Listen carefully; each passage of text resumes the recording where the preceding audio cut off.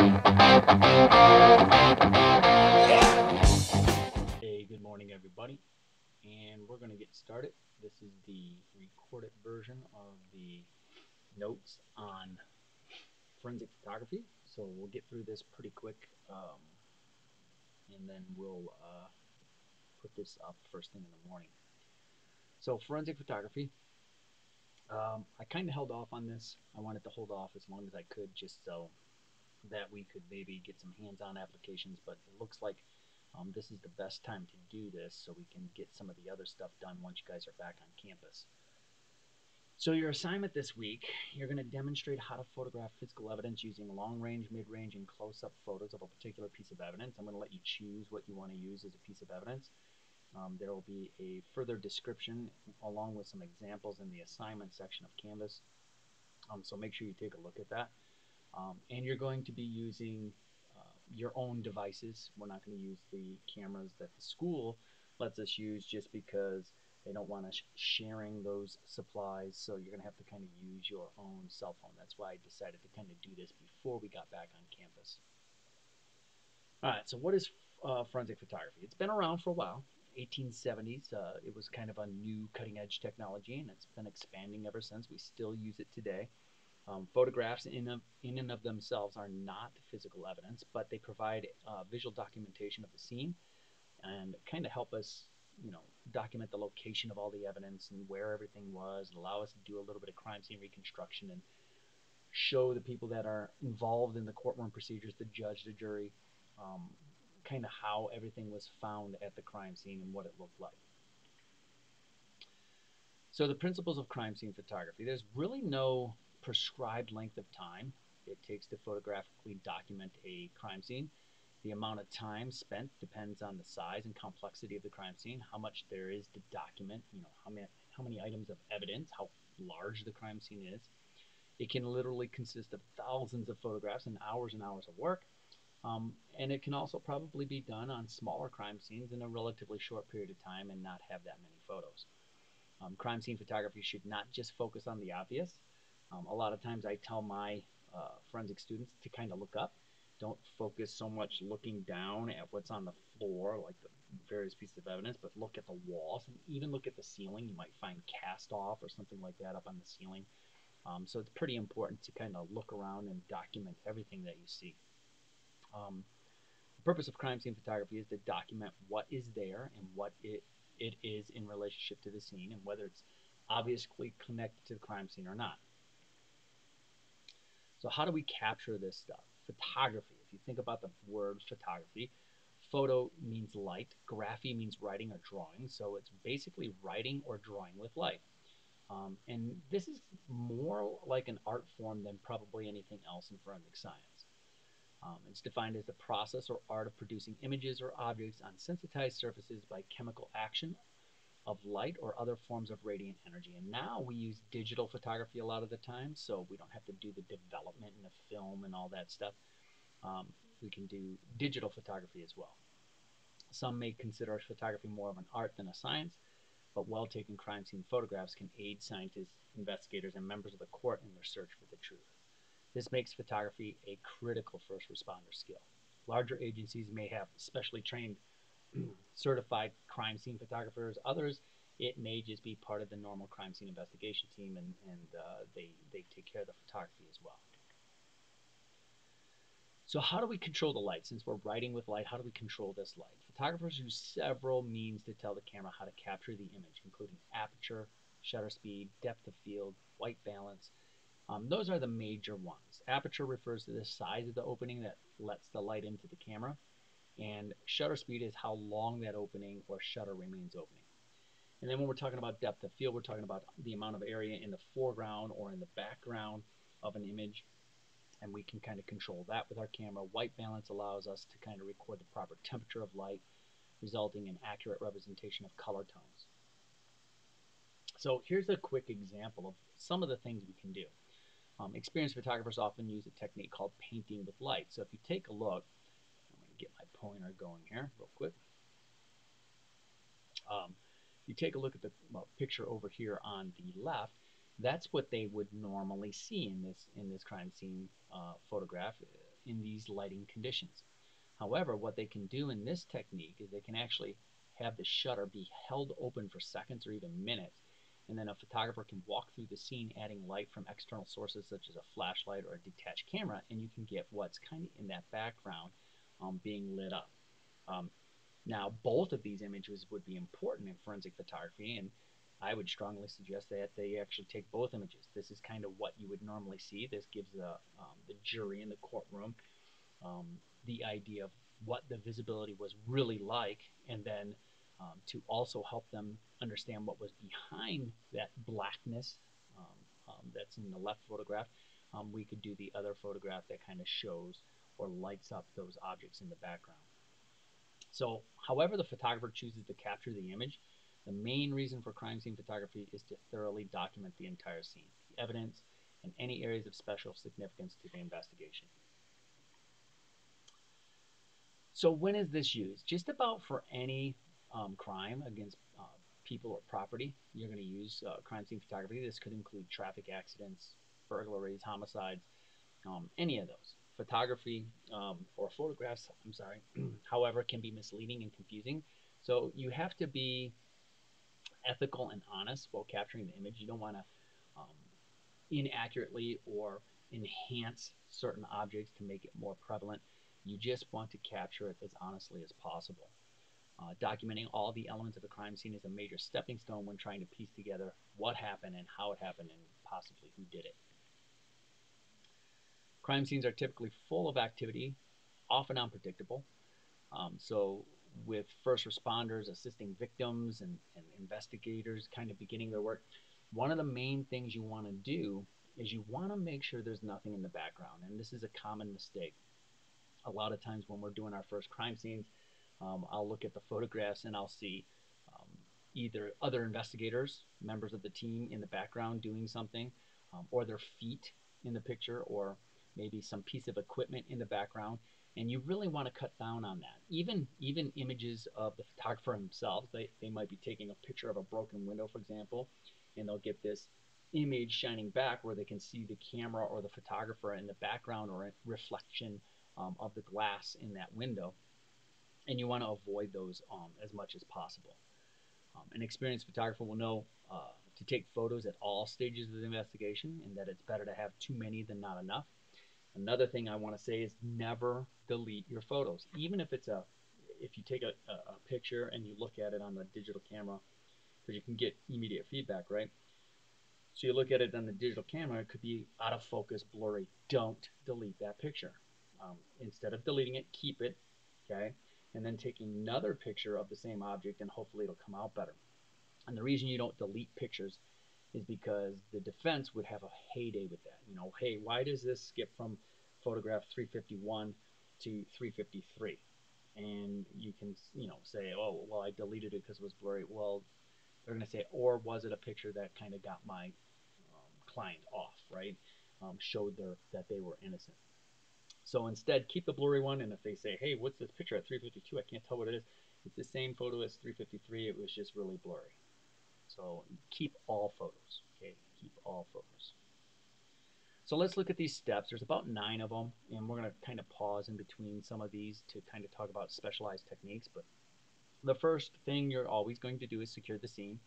So in all forensic investigations, that's the first step, and you guys are getting used to this now. The next thing the photographer wants to do is evaluate the conditions. The photographer wants to make sure that he knows how much light's available, what the weather conditions might be. He needs to be able to adjust the camera settings appropriately. Not all crimes or locations are going to be able to be taken with photographs with a single camera setting. You're going to have to change the camera settings based on what's going on. If it's very poor lighting conditions, then you might have to use external flashes. If the lighting conditions are great, you might be turning the flash off. So you just got to kind of be aware. And then shoot the scene. The photographer should take photographs before anything is disturbed. And usually you start from wide angle, right? You're going to take these pictures from the end, the leading up to the crime scene, but also once you get into the main room, you'll take it from like all 4 corners to show the layout of the room. And then you'll start taking these mid-range photos that kind of maybe take some of the pieces of evidence and put it in relationship to items of furniture or the other objects that might be in the room, maybe a body or something like that. And then eventually you'll work to the close-up individual photos of each item of evidence with and without evidence markers. So this is kind of what we're talking about as far as the four corners. So if you're starting with your wide angle, you're going to take pictures from the outsides, right, the corners of the room kind of pointing in. This is going to show the layout of furniture. Maybe if there's a body or some item of evidence somewhere in here, it's going to show the layout of that in relationship to the other articles of the room. And then eventually you'll work on mid-range. Maybe you have a weapon sitting here and you're going to want to get the approximate photo that shows the relationship of how close it was to maybe this item of furniture or the body if there's a body there, and so on.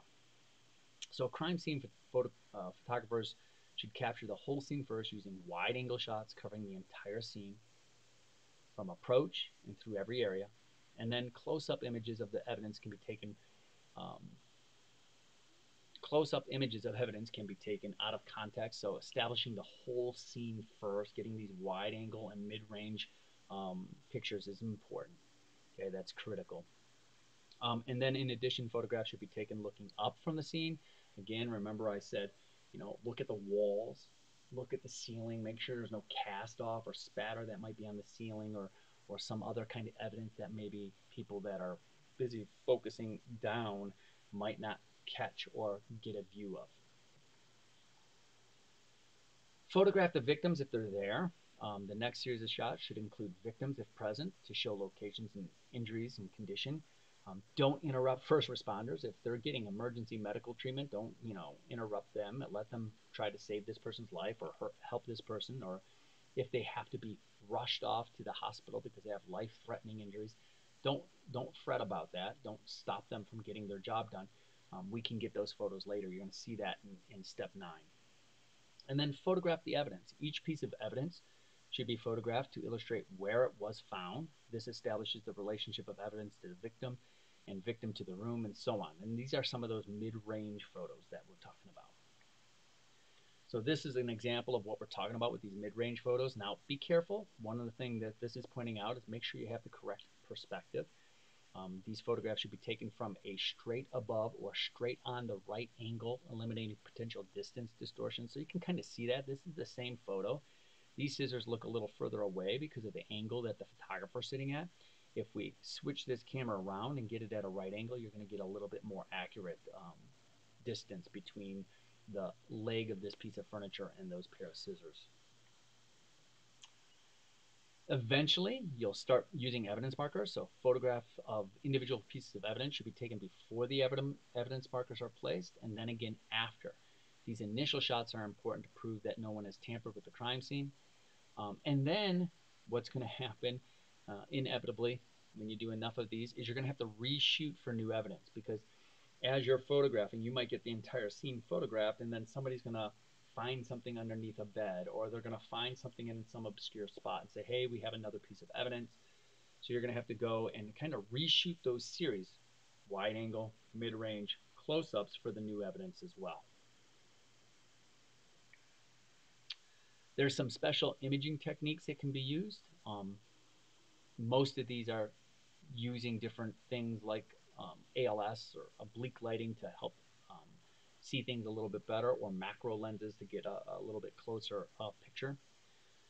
So let's look at a couple of these. The ALS, we're familiar with these. We've been talking about them for other pieces of evidence, but lasers, blue lights, green lights with different filters that can go on your camera can help detect and process latent prints or other hidden evidence and help illuminate these for photographing purposes.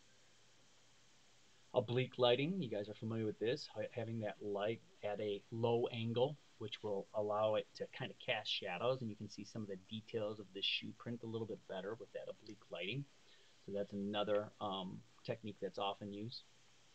And then macro lenses. We don't really have the ability to have macro lenses on our cameras, but we have experimented a little bit, and we'll use our cell phone sometimes. We'll use like a comparison microscope or some other microscope, and then we can take the little eyepiece, or the little lens, I should say, of like a digital camera, and put it up to the eyepiece of the microscope, and we can get very similar photos like the one you see here.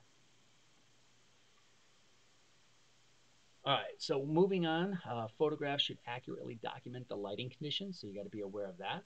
After those photos are taken, if necessary, a photographer will add artificial light or a flash or something else that can help illuminate these objects and get better pictures.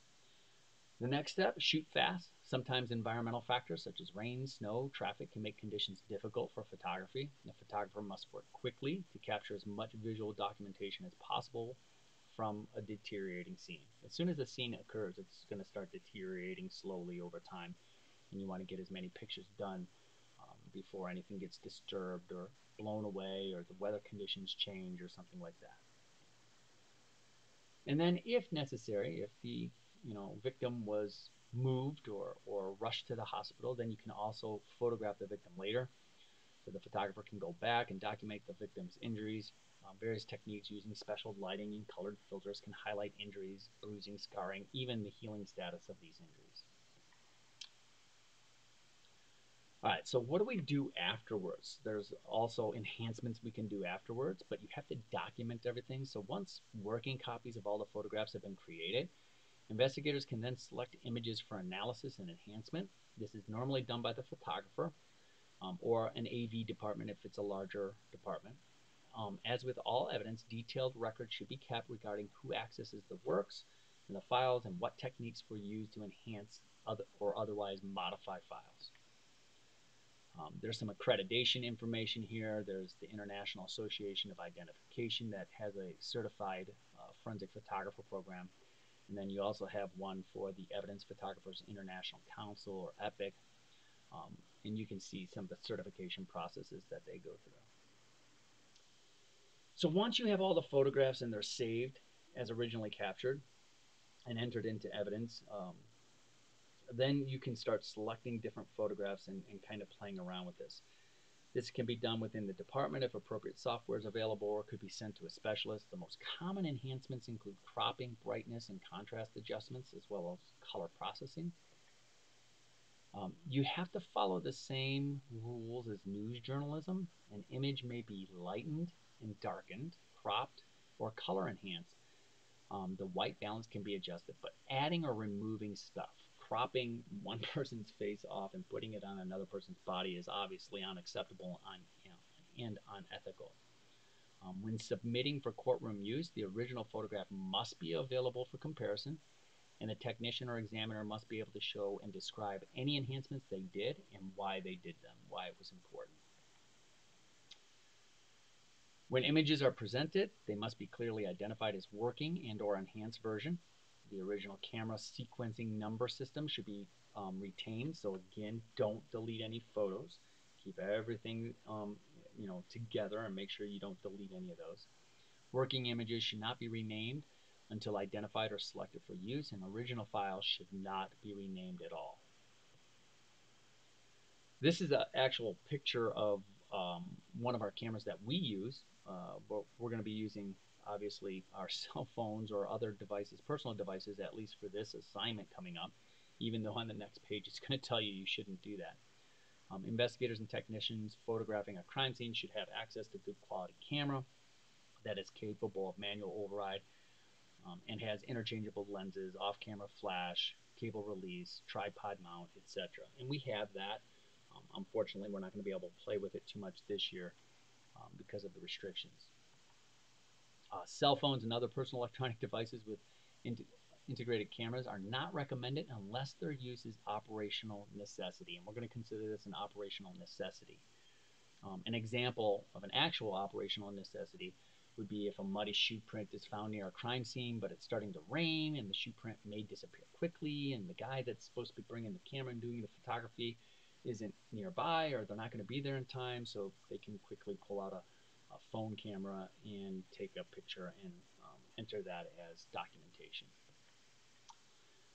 All right, so that's all we got, guys. Make sure you go on to Canvas and look at the assignment and get the details on that and get started on that as soon as possible. And that's it for me. You guys have a great day.